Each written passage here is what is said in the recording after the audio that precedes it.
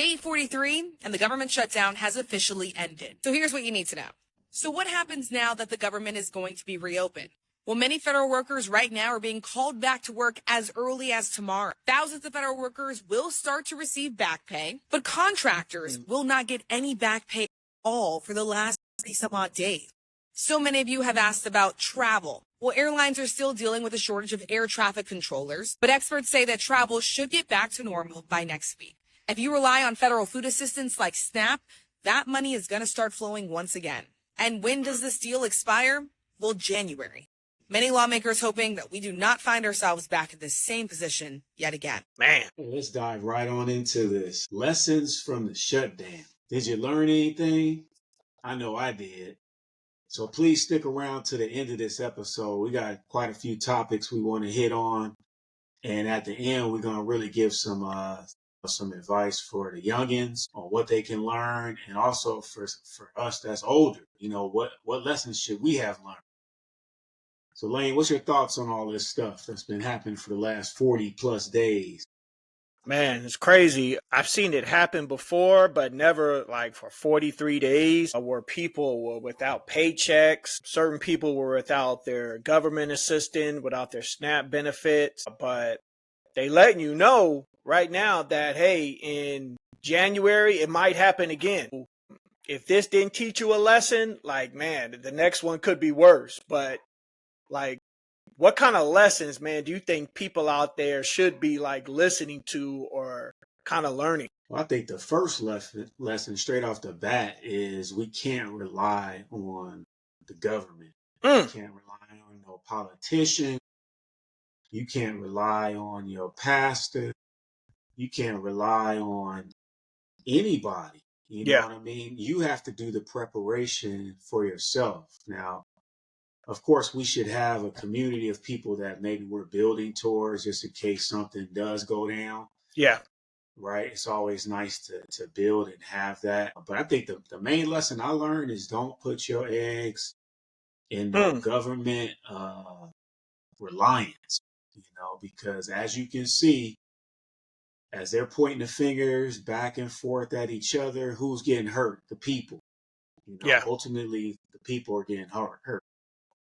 I would say first and foremost, that's the biggest lesson. I know I spoke about this previously, but for me as somebody that believes and has faith, I definitely believe that you should have your faith in the Creator, first and not, men. So, because men are going to disappoint you, men are going to fail you every time, and that's just the reality of it. Man, just like you said, just do not rely on the government.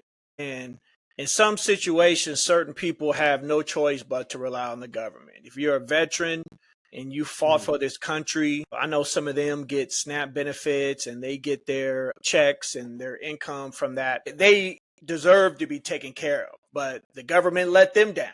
Federal workers didn't get a check. I mean, they were without pay, but they still had to do their job. The military. And I mean, that's such a just admirable thing to do, to steadily just keep going and do your job while you're not getting paid. And hopefully a lot of those federal workers get their back pay so they can get caught up on their bills, because just because they're working for the government, they're paycheck to paycheck like everybody else. But for the people who are receiving government assistance, man, this is a wake-up call. And if you steadily relying on the government to take care of you and you haven't learned your lesson, you'll be right back in this situation again, wanting them to upload your SNAP benefits and, talking about you're going to go crazy in the store. Like, learn your lesson, people. Yeah, man. First of all, I just want to say shout out to all the federal workers, that had to go in or had that decision every day where they're gonna go in, even knowing that they're not getting paid. Yeah. Someone close to our family works for the federal government. They literally had to take out their 401k just to make it through. And you got air traffic control and people in these, these are some critical roles, and that's a tough position to be in where, you might not have the money to float 40 something days, And so, again, just shout out to all the military and federal workers and those that continue to serve the best Yeah. way that you could, and everyone that's really, I think if we're honest, especially from our community, we all at least know someone that is impacted, or especially like with SNAP benefits and stuff like that, right? Growing up and stuff like that, I know that I was impacted, as a child, and family members, multiple family members, were receiving that, for basic needs. And Yeah. so we either know somebody currently, in the past, or, you know, that has been impacted by that. So that's no laughing matter at all. I know it's a lot of jokes and Yeah. memes and all kind of stuff all over the internet, but like you said, there's so many stories behind those that really depend on that. Yeah. So Um, I know it's another side of that we probably yeah. need to get to for those that do abuse it. We'll Yeah. talk about that in a little bit. Yeah. You know, when I watch some of the stuff on the internet speaking about the SNAP benefits, it kind of angers me sometimes because they only show one person up there. They always show black women up there, which kind of, man, it ticks me off because that's Yeah, just such a small demographic of people who receive public assistance. right. And to be fair, black women are the most educated demographic in our country. I say Mhm. that again, black women are the most educated demographic we have in our country. So if you're going to put that up there like they're all getting SNAP benefits, then tell the whole truth. And as a Yeah, matter of fact, there are people who, like we said before, ex-military people who maybe they're disabled, they get SNAP benefits. People who have disabilities, who have wheelchairs, people who have kids with special needs get SNAP benefits. They can't work when they got to take care of a kid 24 hours a day. And the yeah, government has to give them supplemental income or the EBT cards to take care of themselves and to feed their children. So when it comes down to it, you can say whatever you want to say about the adults, like, yeah, get off your butt, say all that. But when we're talking about kids eating, like, all the madness just needs to stop. Like, everybody needs to do what they got to do to support people through that shutdown and help people feed their kids because, you can take and stomach an adult not eating, but it's not a pretty sight when you see a kid without food. I mean, think back when we were in school and there was always one kid who didn't have his lunch or forgot the lunch money. Everybody felt sorry for him, including the teacher. It just kind of irritates me with some of the stuff you see on the internet and who are they saying the only people getting SNAP benefits? yeah, yeah. I'm glad you pointed that out because that's so true. A lot of women are highly educated. So just to point that one demographic out is you could just tell us an agenda behind it, Yeah, to try and label and mislabel. And so, thanks for sharing that particular piece because that's something we all need to know that it's there for a reason. And no, it shouldn't be abused, right? But I yeah, mean, there's people going to school, and that's, they're just trying to get through school, and yeah, they're limited in what they can do, right? That's kind of a gray area on. I can't work full time if I'm gonna be successful in my career field that I'm trying to get educated on. So yeah, there's a lot of little pieces to that. That, of course, the media or the government going back and forth, tick for tat, trying to paint each other in areas of things they're not doing for the next election, just to try to win more votes. I think that's where it becomes, it's very just yeah, tasteless. You know what I'm saying? It's yeah, yeah. disappointing. It's just nasty the way that they go about it. Yeah, man, I wanted to ask you kind of on another note because a Hmm. big thing that's been highlighted, after the shutdown supposedly getting back up and running is healthcare, Mm, right? And we know health insurance is continuing to go through the roof. It's just getting out of hand. yeah, What's your thoughts on that? man. Health insurance is a very important thing to have. Let me tell you, it is when you don't need it, you're constantly paying for it. Those high premiums and stuff like that. You're seeing it getting taken out your check. Maybe your employer supplies benefits, but a lot of people I know, regardless if your employer is paying or you're paying for it out of pocket yourself, you're paying something. And it's one of those things that when you need it, you're glad you have it. I tell people, because I see it in my industry where, people who don't have health insurance, they got to go to the county. But sometimes you see them pulling up in a Benz or a BMW. It's like, or they got a big old chain on or something like that, or all these social media devices. Why are you putting your income and your finances toward that instead of, paying for benefits, having medical and dental for yourself and your family? It's priorities, but it is expensive. It's one of those things that we all have to stomach, and to kind of get past this, take good care of yourself, eat right, work out, listen to the doctor's advice, slow down with the alcohol content.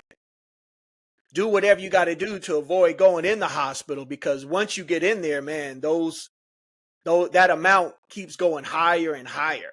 Like, it costs, I think in an ICU, we're talking about anywhere from 14 to 21,000 per day. And your insurance isn't going to take all of that. They're going to take some of it, but you may be responsible for a little bit part of that. Or maybe you don't have health insurance. So now guess what? You got to go to the county. So imagine going in there to see your spouse or your loved one, and they got to share a room with somebody else over there who's coughing and gagging and sneezing. And, that's how it works. That's the reality of it.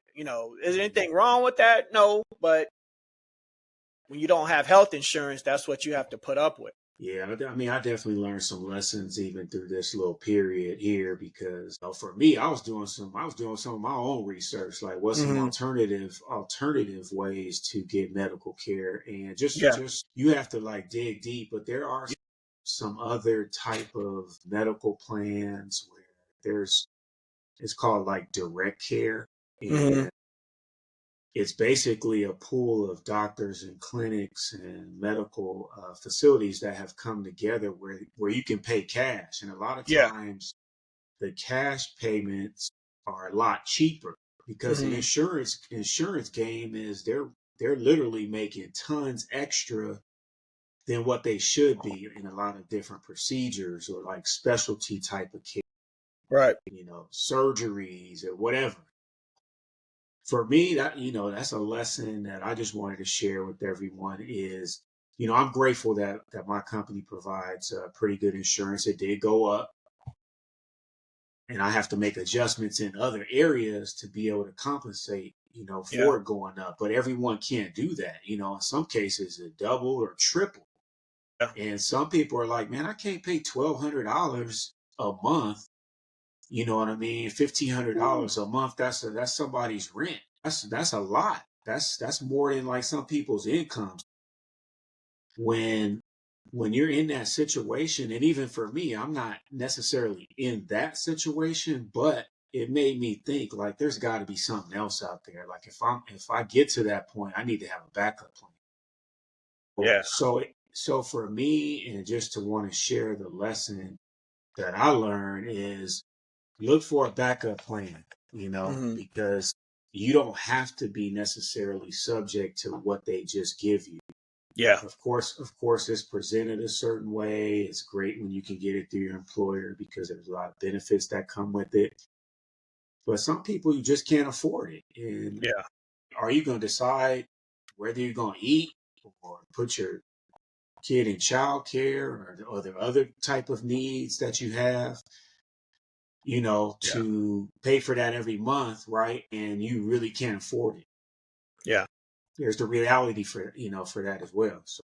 Man, the term everybody talks about, you hear the president, you hear ex-presidents talk about pre-existing conditions. And for those people, man, like you said, things doubled and tripled. It had to get them a lot harder. Those people can't just necessarily go and work overtime or, do whatever they got to do at their job to make more money to pay for that. Those people can't do that. How do they get through this? How do they pay for, a lot of them it's their medicine. Maybe they have cancer. Maybe they have a lung or a heart issue. And they can't work like that. So they're dependent on their doctor visits and their medication to live. I'll say that again. They're dependent on that stuff to live. Okay. Think about that. And so people are talking about, Obamacare, Affordable Care Act, which is the same thing.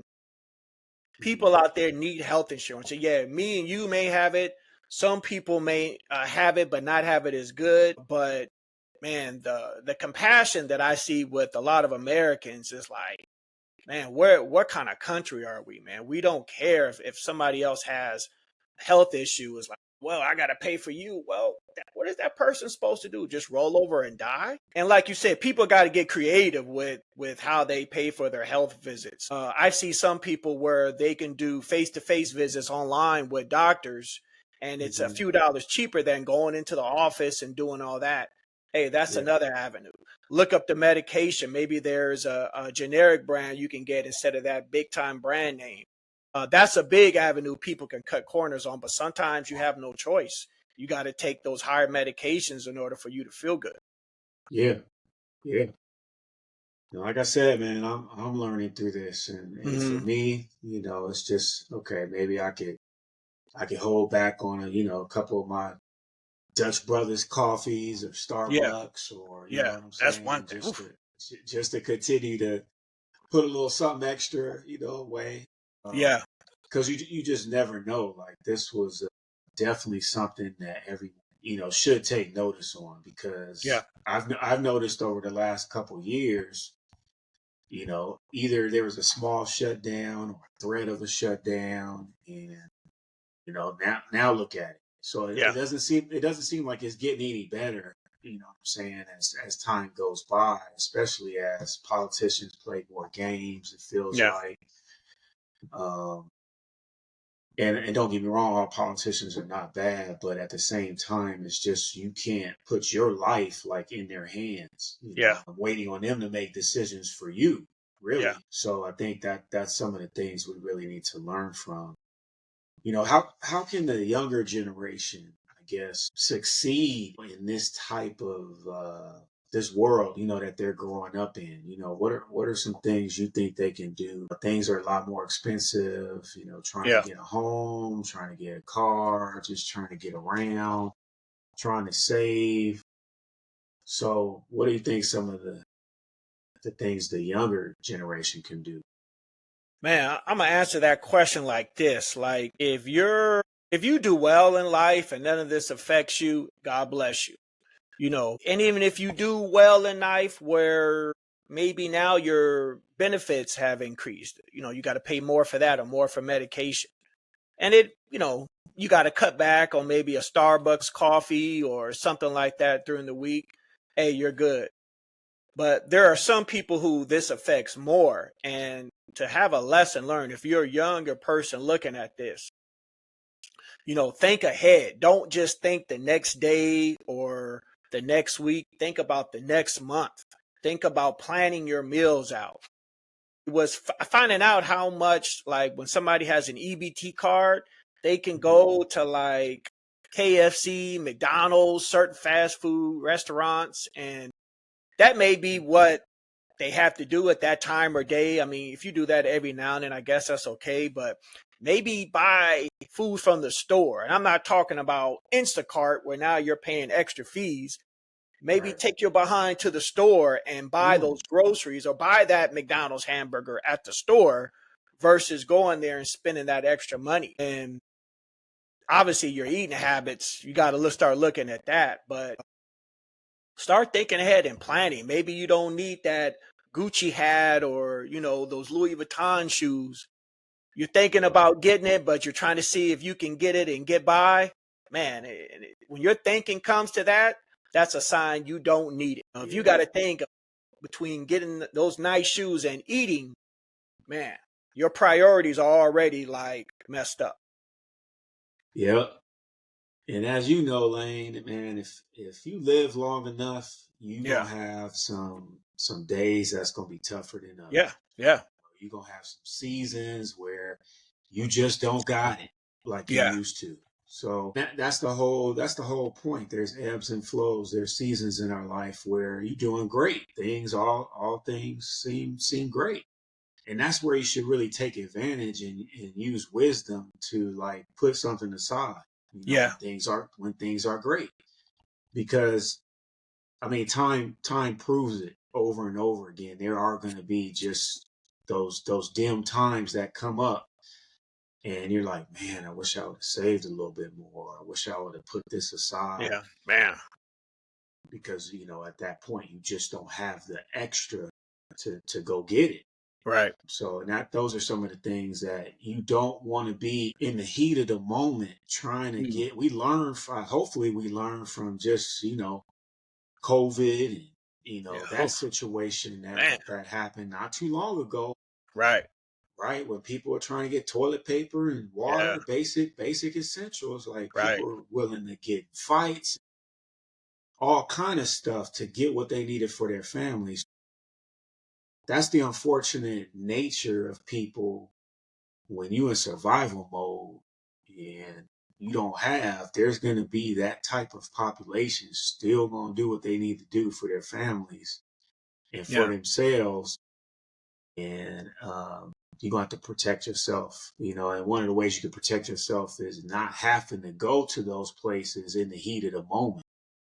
You may have to go, but if you could delay it longer than most, then it puts Yeah. you in a better situation. Man, looking at that SNAP benefit EBT situation, I mean, through the talk of the government shutdown, that was the big issue. You heard more Yeah. about that than you did about the air traffic controllers and all the other federal government workers, even more than the military. What is your opinion on that? Because I have a personal story with that because it kind of helped me get where I needed to go. But what is your personal feelings with this EBT and everything they got going on with that? I mean, my personal feelings are that there's a need for it. There's a certain allotment of taxes that goes to that for those that are in need. And it should be there if it's being taken out of our taxes when people need it. And Right. the other side of that, for me, my personal opinion is, I heard and watched a video recently where this young lady basically said her grandparents and her mom, like that's all they know. They believe they don't have to work. Mm. And I feel like that's definitely a disadvantage when you grow up kind of in that situation and Right. that's your thought process. It's not really like the fault of the younger generation because that's what they were taught, right? So that's all they know. I think when it's abused like that, it kind of puts a stain on this particular like service that should be Right. helping people that really need it. Like if you're Right. if you're if you're physically able to like start working towards a trade, Yeah. working towards trying to get a plan together, then you should. Like all of us have to, it's Yeah. just the reality of life. So nobody should be like eating off me and I shouldn't be eating off you. It's okay that we're, providing that to those that really need it. I think that should be what it really comes down to. Man, personally, I at one point in my early adulthood, and you remember this, where Hmm. I was on government assistance. Hmm. Um, I was a student. I decided to go to school to get a career, not a job, not a Yeah. certificate of training. I went to get a degree, sat and took my board exams, and through the time that I was in school, I was in the classroom, and there's some days I had clinical days. It was long, it was exhausting, and I had used government assistance. I used it to get ahead. I didn't just sit on my butt. Yeah. I had to, and what people don't know is that when you're, for at least California, when you're receiving public assistance, rather that's EBT or whatever, you have to do 20 or 25 hours a week of some sort of job training, education, something. You Hmm. cannot just sit on your behind. So it was easy for me to document, yeah, I'm in school, blah, blah, blah, blah, this many hours, clinical, boom. And then I even had a work study job. So I stayed busy. I was a student. I had to study. I had just a rigorous schedule.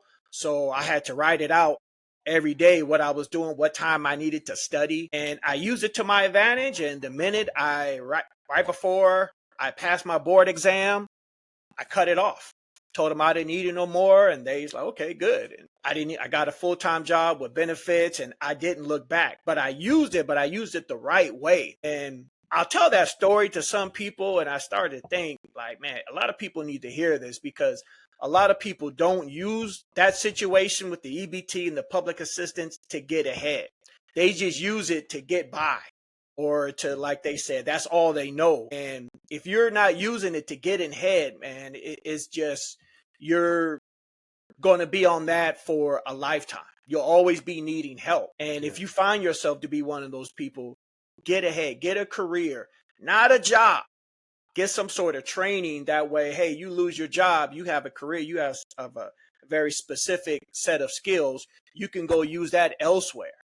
And if a lot more people thought like that, then government assistance would be just like, a pit stop. Man, that's a perfect example of really how it should be used. It's because it's kind of it's an intermediate like place in a person's life where they're trying to get ahead. It's like it's a pit stop, right? So you shouldn't just camp out there like I'm just going to live in this particular place because you'll never get ahead. If you're just trying to live off that, like you're always going to be at a certain level because that's all it's really designed for. It's really just to meet the very basic needs. So we should want more for ourselves. And really in saying that, it's not to belittle anyone. It's just to really encourage everyone, as you just did, like use it to get ahead. That's ultimately like what it's designed for. So I think that's a great example you put out there. Yeah, man, if people had that mindset to use this to get ahead, and I didn't even use all of it because they also give you like Section 8, and I knew this was a pit stop.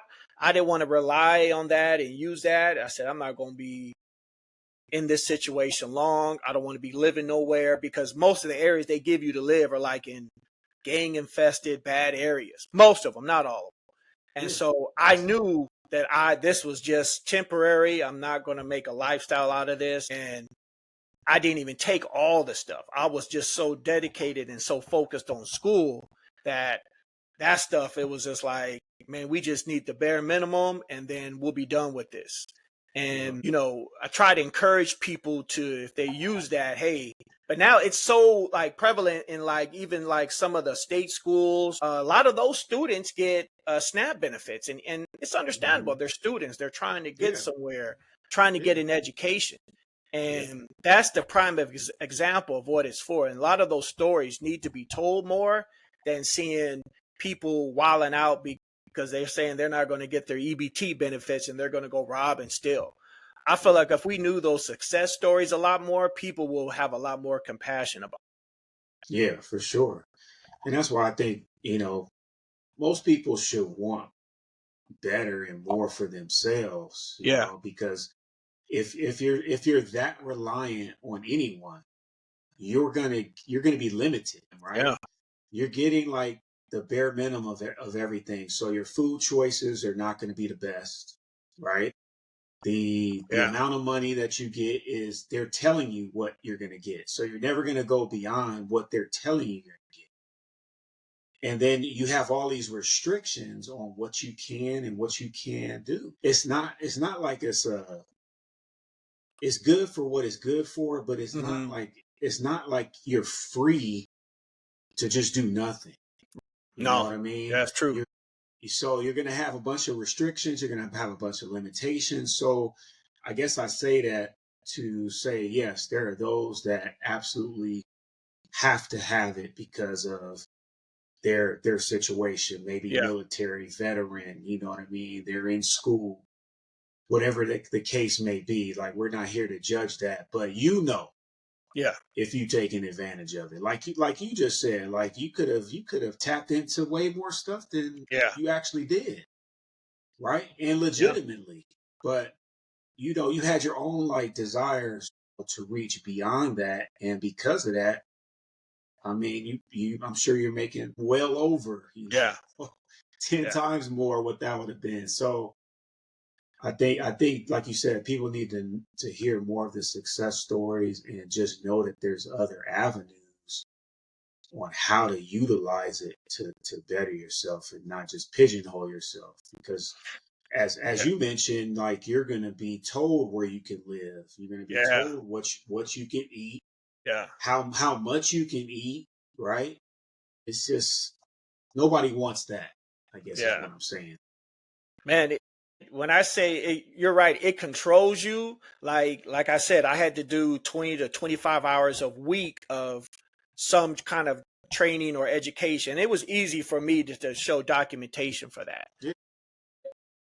You have to provide that, and if you don't do it, they cut it off. And so Mhm. what kills me sometimes is how people, they don't know that when certain women uh receiving public assistance, man, it cuts the father out of the household. And Yeah. we knew that from way back. Like the welfare system puts the father out the household and they'll come after him for child support in most situations because they'll give the mom with the kids the money.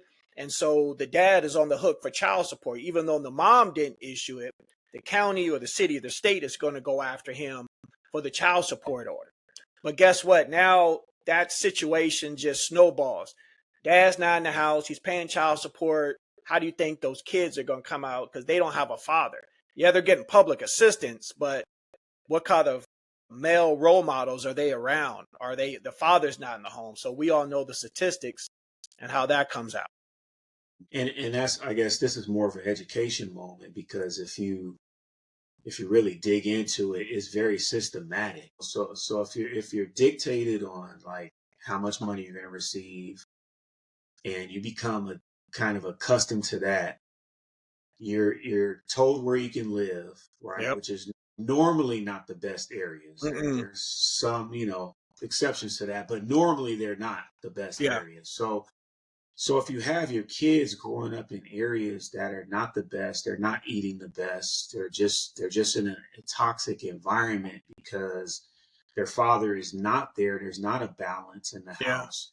You're doing your best as a mom, but it still doesn't make up for a family unit. It doesn't make up Yeah. for what Nope. the father brings to the family. And so you're always at a deficit. Like Yeah. you're always lacking, I don't care how much, you know, we try to promote like single parenthood. It's not like the thing. It's not. Yeah. There are strong moms. I was raised by a single mom, so Yeah.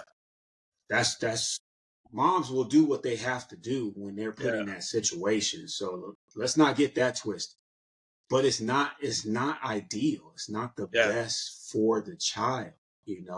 When you are on government assistance, it's almost like that's promoted to not have the father, to not have the best schooling environments, to not Yeah. have the best neighborhood, to not have the best food. So when you have all those things working against you, what can you expect?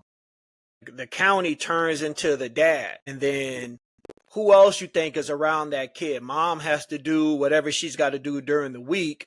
So in comes the bad neighborhood, in comes the bad influences, the gangs, the drugs. And it's just like you said, it's a cycle that just keeps on going.